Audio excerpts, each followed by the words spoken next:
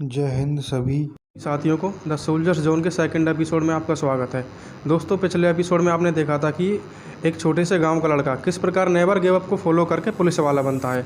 तो आज हम एक गांव में ऐसे में ही उपस्थित हैं। तो एक भाई फौजी भाई हैं, आज उनका एक्सपीरियंस लेते हैं। चलो बात करते हैं उनसे। भाई जी, आपका नाम? मेरा नाम पवन कुमार है।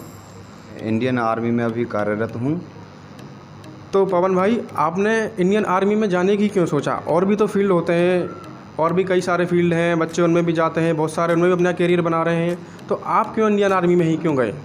देखो, बेसिकली अगर आज के टाइम पर देखा जाए तो हर एक किसान का बच्चा हुआ या एक मिडिल फैमिली क्लास का जो भी अपना, तो ऐसा बंदा जो कि देखो आज के टाइम पे एक तो किसी आप यूनिवर्सिटी को ले लो, किसी कॉलेज को ले लो, प्राइवेट आपके जितने भी हैं, तो वहाँ पर इतनी फ़ीस कर दी गई है कि बच्चा 10 बार सोचता है कि यार मैं वहाँ पर पढ़ूँ, इतना मेरे पास पैसा भी नहीं है, फैमिली की तरफ भी देखना है, और ये सब करते हुए मुझे गवर्नमेंट जॉब भी अचीव करनी है। तो मेरे हिसाब से अगर आज आप अपने आसपास के गांव में या शहरों में भी देखोगे तो बच्चे जो बेसिकली एक तो सपना भी बन चुका है कुछ लोगों का, और जो अपना ऐसी फैमिली से बिलोंग करते हैं जिनको ये लगता है कि यार देखो, एक सोच होती है हर किसी की कि एक तो ये है कि भाई मुझे बिल्कुल जाना ही है, उसके लिए तो इंडियन आर्मी है ही। वैसे इंडियन आर्मी की अगर देखा जाए तो वो कोई नौकरी नहीं है, वो एक देश की सेवा है। नौकरी करने के लिए है ना, आप अच्छा सा कोर्स कीजिए, किसी यूनिवर्सिटी कॉलेज आपके लिए बहुत सारे हैं, वहाँ से जा कर के आप कोई भी अपना फील्ड ले सकते हो, आप नौकरी कर सकते हो। लेकिन अगर इंडियन आर्मी के अंदर आना है तो वो नौकरी नहीं है, समझ रहे हो ना, वो एक देश सेवा है। उसके लिए आपको अपने हर तरह से मजबूत होना पड़ेगा, अपनी बॉडी से भी स्ट्रॉन्ग होना पड़ेगा, दिल से भी स्ट्रॉन्ग होना पड़ेगा। बिल्कुल। और एक आदत जो मोस्टली लोगों में बहुत से कम मिलती है कि मैं अपनी फैमिली से दूर रह सकता हूँ। ऐसा भी मत सोचना कि आज मेरे को खाने को ये मिलेगा, वहाँ सब एडजस्ट करना पड़ता है आप लोगों को। जो एक बंदा एडजस्ट कर सकता है हर चीज़ को लेकर के, वही आपको इंडियन आर्मी, वही बंदा आप इंडियन आर्मी में आके ज्वाइन करें। अदरवाइज़ भाई नौकरी करने वाले को क्या है कि मेरे को इतने टाइम टू टाइम मेरे को खाना चाहिए, इतने टाइम पे मेरे को ब्रेकफास्ट चाहिए, इतना मेरा सोने का टाइम है, उनका एक फ़िक्स होता है। लेकिन वहाँ पर आप फिक्सेशन नहीं है, उधर आपको दिल से सेवा करनी पड़ेगी देश की, वहाँ नौकरी नहीं होती। अब बात करते हैं कि भाई देखो ज्वाइन क्यों की। मैं भी ऐसी फैमिली से बिलोंग करता हूँ। मैं ये नहीं कहता कि भाई मेरे पास इतना पैसा है, सब कुछ है, हाँ ठीक है, फिर भी अपने घर में काफ़ी ठीक है, फिर भी इतना कुछ ये नहीं है कि भाई मैं ज़्यादा पैसे वाला हूँ और बिल्कुल ही गरीब हूँ, ऐसा भी नहीं, मिडिल क्लास फैमिली है। भाई देखो, मैंने शुरुआत की थी 10th क्लास के बाद में, मैं कोचिंग सेंटर के अंदर पढ़ने के लिए जाता था।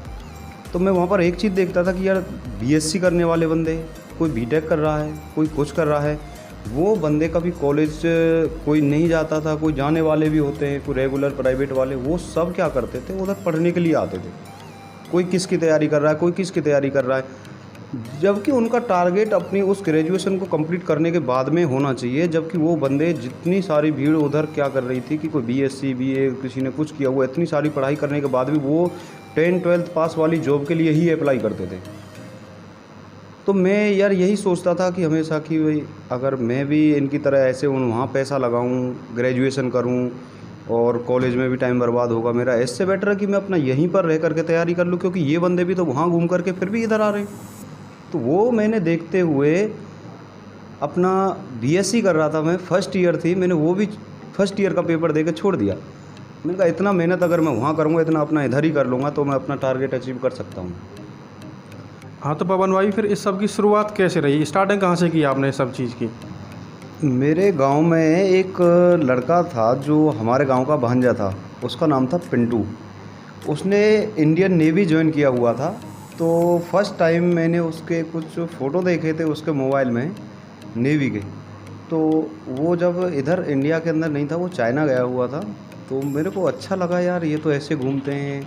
उस टाइम मैं 10th क्लास का स्टूडेंट था, तो मैंने कहा यार इसमें जाना चाहिए, ये तो बहुत अच्छी लाइफ है। तो मैं उससे पूछता था कि भाई कैसे कैसे आप जाते हो, तो उन्होंने मेरे को एक लाइन भी बताई थी कि आप इंडियन नेवी में आ सकते हो 10th के बाद, आप एमआर का पेपर देने के बाद में।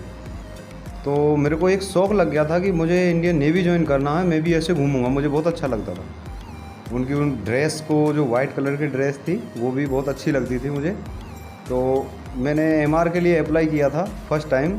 मेरी इतनी अच्छी तैयारी नहीं थी, बस एक शौक़ था कि मुझे जाना है। वो जैसे भी कोई पता भी नहीं रहता था कि कैसे अपना ट्वेल्थ क्लास में पढ़ रहा था जब मेरी एज हुई थी अप्लाई करने के लिए। देहरादून में अपना एक national hydrographic office Indian navy का एग्ज़ाम सेंटर बना हुआ था, वहाँ मैं गया। उधर सबसे पहले जाते हुए डॉक्यूमेंट वगैरह चेक होते हैं, फिर आपके एग्ज़ाम होगा, फिर फिजिकल होगा, फिर मेडिकल होता है। तो मैं तो वही रिटन में ही आउट हो गया था, मेरे को कुछ इतना अंदाज़ा नहीं था। मैं फर्स्ट पेपर दिया, मैं बाहर हो गया। सेकंड टाइम भी मेरे साथ ऐसा ही हुआ कि मैं फिर से बाहर हो गया। और सेकंड टाइम में मेरा बाहर होने का एक अलग ही रीज़न था। और आज मैं जब भर्ती हुआ हूँ तो मैंने किसी को 2 रुपया भी नहीं दिया, मैं अपने ऊपर भर्ती हुआ हूँ। कहीं भी किसी का कोई नहीं चलता, सेना के अंदर कोई भी 2 रुपये की भी दलाली नहीं होती। कोई ये भी मत सोचना कि हाँ वहाँ पर जाके मेरा जुगाड़ है, उसका जुगाड़ है। वो 50 बंदे लेंगे, 2 बंदे लग जाएंगे और बस उनका पैसा जो भी उनके पास तक पहुँच जाता है। तो मैंने थर्ड टाइम में मैंने ये सब देख लिया था कि किसी का कुछ नहीं चलता। थर्ड टाइम में तो घर वालों की भी थोड़ी प्रेशर रहता है कि भाई तू कुछ नहीं कर सकता, ऐसे ही घूमता है, क्या है तूने 2 पेपर दे लिए, 3 पेपर दे लिए, तू कुछ नहीं है, और ये बाहर पढ़ता है, बेकार है, तू कुछ पढ़ता नहीं है। तो थोड़ा उनका भी प्रेशर था। तो उस टाइम पर मेरे को थोड़ा गुस्सा आया और गुस्से में मैंने कहा आज के बाद मुझे किसी से कोई बात नहीं करनी। मैंने अपना फ़ोन वगैरह सब इकट्ठा रखा, मुझे किसी से बात नहीं करना। और कैरियर साइन कोचिंग सेंटर गौरव सर के साथ में मैंने वहीं पर रहना और अपना पढ़ना शुरू कर दिया। और मेरा पेपर 3-4 महीने के बाद था। गौरव सर मेरे को सबसे लास्ट में पढ़ा के जाते थे, उधर ही रुक के। पहले वो पूरे दिन भाई कोचिंग सेंटर के बच्चों को पढ़ाते थे, तब मैं अपना अकेला पढ़ लेता था। फिर वो रात को मेरे को पढ़ा करके जाते थे। तब मेरा एग्ज़ाम निकल गया था नेवी का, अपने दम पर निकाला, किसी से कोई कुछ नहीं लेना देना। तो उसमें मैं 1 नंबर से फ़ेल हो गया था। मेरा मेडिकल भी हुआ, फिजिकल भी हुआ और रिटन भी हुआ, तीनों कंप्लीट थे। लेकिन फाइनल मेरिट आई थी मेरी 22 फरवरी को, उसमें मैं आउट हो गया था। उसके बाद में फिर वही एक चीज़ होती है कि बंदे का थोड़ा मन टूट जाता है कि अब मेरे को ये करना था, ये नहीं हुआ। फिर थोड़ा यही सोचता रहा कि अभी मेरे पास आर्मी की लिए अपना है टाइम, मैं अप्लाई कर सकता हूँ, उसे भी ज्वाइन कर सकता हूँ। और हर बंदे को जो सरकारी नौकरी करता है, नौकरी की तैयारी करता है ना, आज के टाइम में ग्रेजुएशन करने वाले इतने सब कुछ, ग्रेजुएशन है, 12th पास है, तो बंदा यही चाहता है कि भाई कैसे भी करके एक सरकारी जॉब हो, कैसी भी हो, वो सब एडजस्ट कर लेंगे, बस सरकारी जॉब होनी चाहिए। क्योंकि वो आज एक ऐसा ठप्पा बन चुका है सरकारी नौकरी का। तो वही चीज़ हमारे अंदर थी यार, अब देखो वो तो हो लिया, कोई बात नहीं, लेकिन फिर भी मुझे सरकारी जॉब करनी है। ना तो मेरे पास ग्रेजुएशन है, नहीं कुछ, तो मुझे अगर मैं ये नहीं कर पाया तो मेरी लाइफ तो डिस्ट्रॉय है। तैयारी करता रहा। उस टाइम पे मैं स्कूल में भी पढ़ाता था, क्योंकि थोड़ा पैसे का प्रॉब्लम था, तो उधर भी जाना पड़ता था, एडजस्ट कर रहा था। सुबह 6 बजे निकलना, शाम को 8 बजे घर आता था, उसमें अपनी भी तैयारी करनी पड़ती थी। तो यहाँ से गौरव सर मेरे को पढ़ा के जाते, एग्ज़ाम निकल गया, उसके बाद में मैं भी रह चुका था।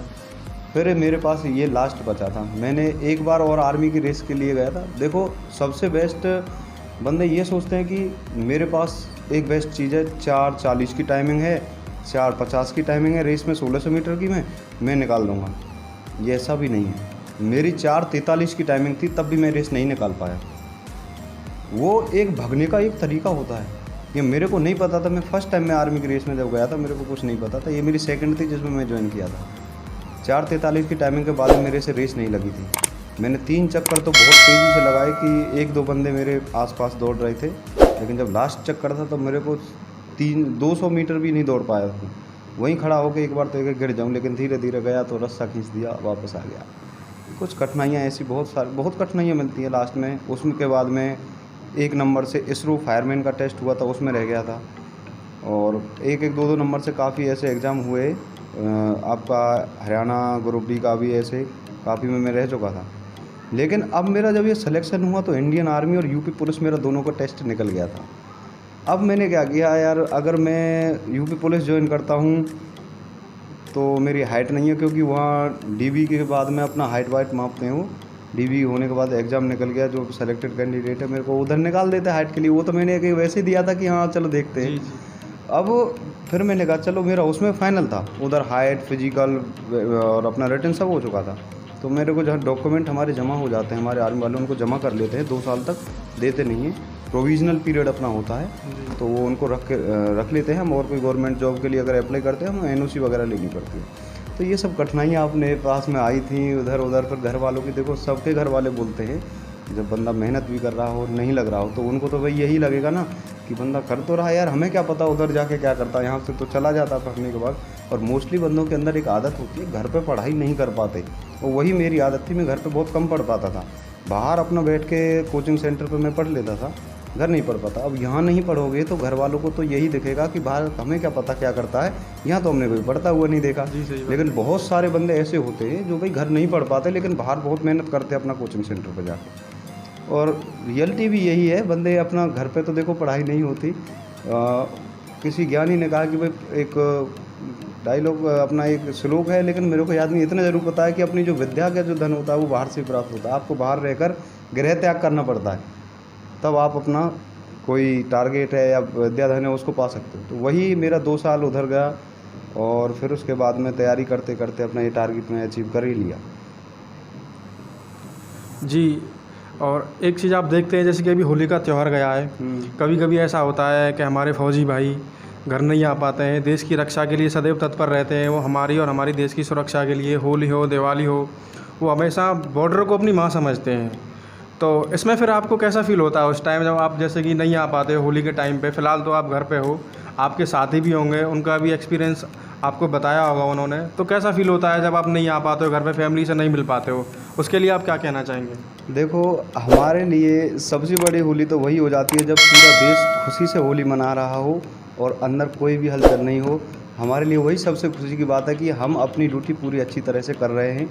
और दिवाली है, होली है, आप लोग जितने खुश रहते हो बिना कोई झगड़ा किए, लड़ाई वगैरह कुछ, कोई अंदर कुछ भी नहीं, वो हमारे लिए सबसे गर्व की बात होती है कि हमारा देश शांत है, सब चीज़ अच्छी चल रही है, पूरा देश खुश है, हम खुश हैं। क्योंकि हमारी ड्यूटी आपको खुश रखना है, आपकी रक्षा करना है। अगर आप लोग ऐसे झगड़ोगे, लड़ोगे, तो फिर हमारे को यही लगेगा कि हम कुछ अपने ड्यूटी अच्छी तरह से नहीं कर पा रहे। तो आप जो लोग जब रंग में रंगते हो, अच्छे से खेलते हो, ऐसा नहीं है, वैसे खेलते तो हम भी हैं, लेकिन सबसे बेटर यही कि आपकी खुशी ही हमारी खुशी होती है। आप लोगों को खुश देख कर ही हम खुश हैं, हमारी ड्यूटी यही है।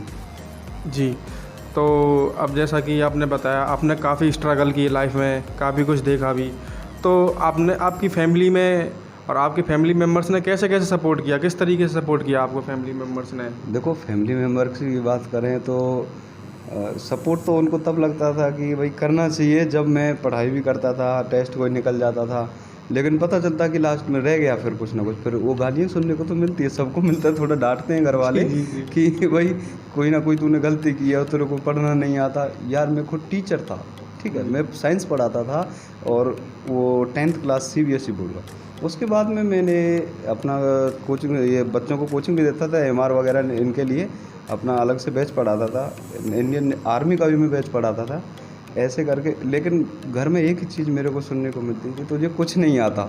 मैं कहा हाँ, मेरे को कुछ नहीं आता, क्या कहूँ भाई, मैं नहीं लग पा रहा था उस टाइम पे। और बंदे काफ़ी हैं जिनको पढ़ाया था वो लग भी गए थे।